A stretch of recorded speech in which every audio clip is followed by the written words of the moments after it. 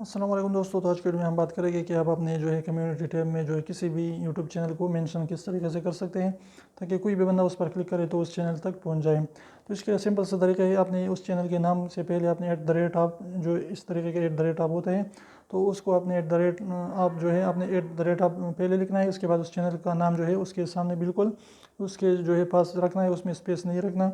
तो इससे क्या होगा कि वो हाईलाइट हो जाएगा और कोई भी बंदा उसको क्लिक करेगा तो सीधा उस चैनल पर पहुंच जाएगा। तो इस तरीके से आप कोई भी जो है चैनल मेंशन कर सकते हैं कम्युनिटी टैब में। तो उम्मीद करता हूँ छोटी सी वीडियो आपको अच्छी लगी। वीडियो अच्छी लगी तो प्लीज़ वीडियो को लाइक कर दीजिए, चैनल को सब्सक्राइब करना ना भूलिए और रेड वाला सब्सक्राइब को जरूर दबाइए, बिल्कुल फ्री है, इसका पैसा नहीं लगता। तो अब इसे निकाल के उसको जरूर प्रेस करें। तो फिर मिलते हैं इंशाल्लाह ऐसी इन्फॉर्मेटिव वीडियोस के साथ।